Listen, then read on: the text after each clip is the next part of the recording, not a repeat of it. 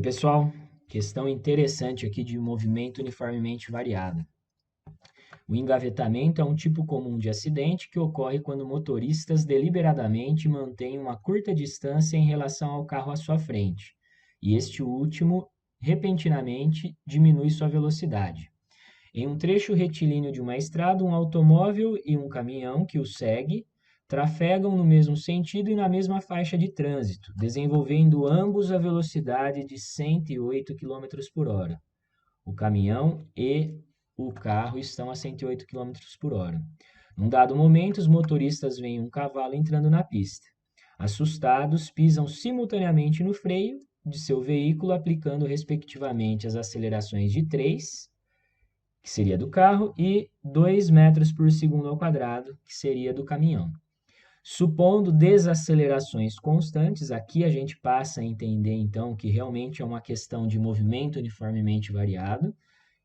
Os dois veículos vão ter acelerações, no caso, desacelerações constantes. A distância mínima de separação entre o para-choque do carro e o para-choque traseiro do carro e o para-choque dianteiro do caminhão, suficiente para que os veículos parem sem que ocorra uma colisão. Então, ele está querendo saber a distância mínima entre os carros para que não ocorra colisão.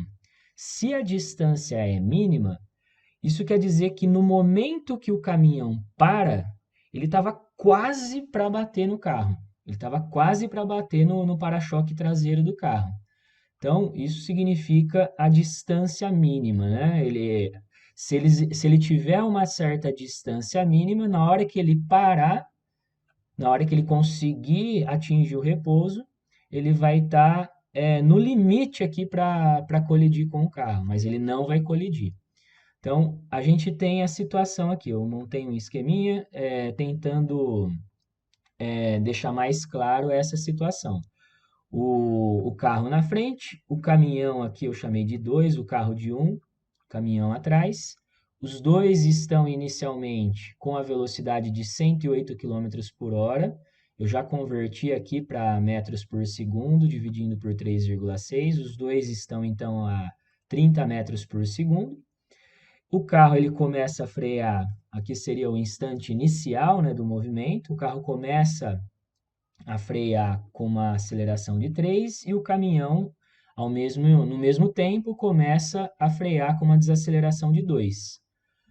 E aí o carro ele vai se deslocar uma certa distância até atingir o repouso. Então, a partir do momento que ele começa a frear aqui, ele vai percorrer esse delta S1. Então, eu registrei aqui o deslocamento da parte de trás do carro, né?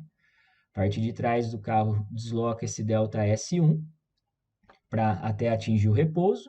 E o caminhão, como ele tem uma desaceleração menor, ele vai ter que percorrer uma distância maior para conseguir frear. Então, o deslocamento do caminhão seria esse delta S2. E como a questão está perguntando para a gente a distância mínima, então o caminhão ele vai ter que estar parando bem no momento que ele iria colidir com a traseira do carro.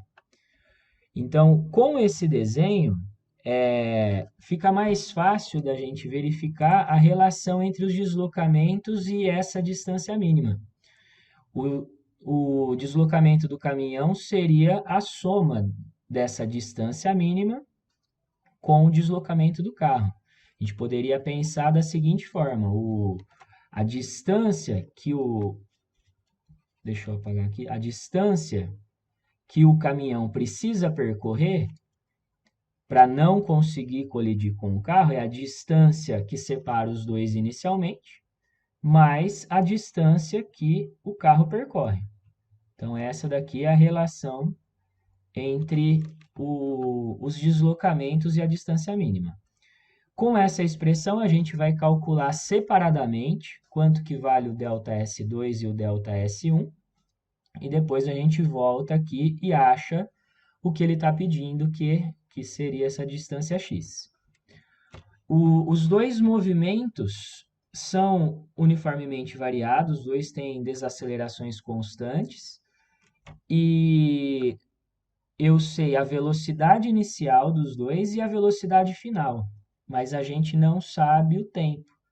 Então, por isso, a gente consegue descobrir esses deslocamentos através do Torricelli.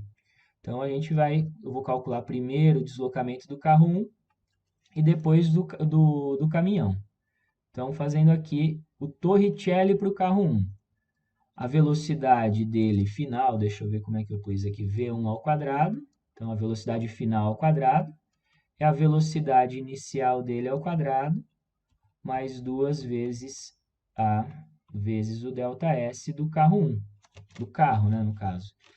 A velocidade final dele é 0. A velocidade inicial dele é 30 ao quadrado.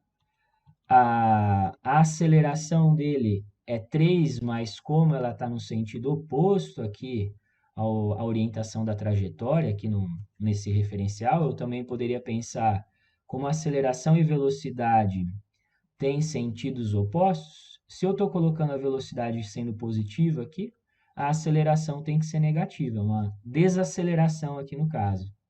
Movimento retardado. Então, a desaceleração e o ΔS do carro 1. Então, vai ficar 0 aqui, 30 ao quadrado dá 900, e 2 vezes 3, 6, negativo aqui, vezes o ΔS1. Então, eu vou pegar o 6 ΔS1 que está negativo e vou passar para o outro lado. 6 ΔS1 é igual a 900. E o 6 que está multiplicando o ΔS1, ele passa dividindo o 900. Então, vai ficar 900 dividido por 6. Então, 900 dividido por 6 é o mesmo que a gente dividir por 3 e depois dividir por 2.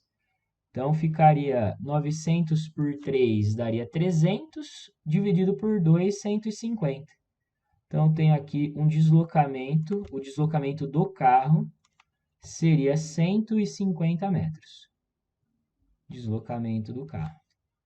Vou fazer o mesmo com o caminhão. Mesmo raciocínio, a gente tem as duas velocidades, a velocidade inicial e a final. A gente sabe a desaceleração do caminhão e aí a gente consegue encontrar o ΔS2. Então, vai ficar aqui, pensando no caminhão, velocidade final ao quadrado, velocidade inicial ao quadrado, mais 2 vezes a aceleração, né? Aqui era a aceleração do carro, aqui a aceleração do caminhão, ΔS2. Velocidade final, 0. A inicial também é 30. O que vai mudar aqui é somente a aceleração aqui do caminhão, que vai ser menos 2, diferente da do carro. Vezes ΔS2. Então, 0 é igual a 30 ao quadrado, que é 900. 2 vezes menos 2 vai dar menos 4 ΔS2. O menos 4 ΔS2 eu vou jogar para o outro lado da igualdade, ficando positivo. É igual a 900. E aí, o 4 que está multiplicando vai passar dividindo o 900. Vai ficar 900 sobre 4. Então, o ΔS2, dividir por 4 é o mesmo que dividir por 2 duas vezes seguida. Então, 900 por 2 daria 450, que por 2 vai dar 225 metros.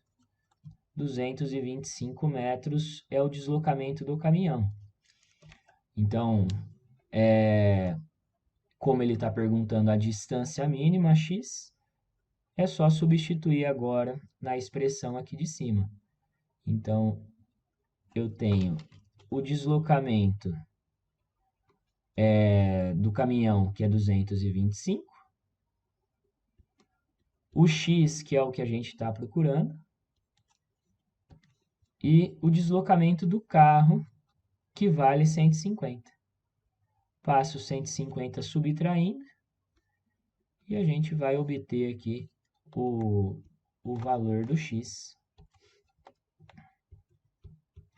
que vai ser 225 menos 150, 75 metros. Então, está aqui a resolução de uma questão interessante, né? É uma questão que depende muito da interpretação. A gente precisa tentar visualizar o que está acontecendo para entender qual expressão utilizar, de que maneira relacionar uma com a outra, né? Então, aqui a gente tem o cálculo dos dois deslocamentos e aqui no final a resposta 75 metros. Fica a alternativa B.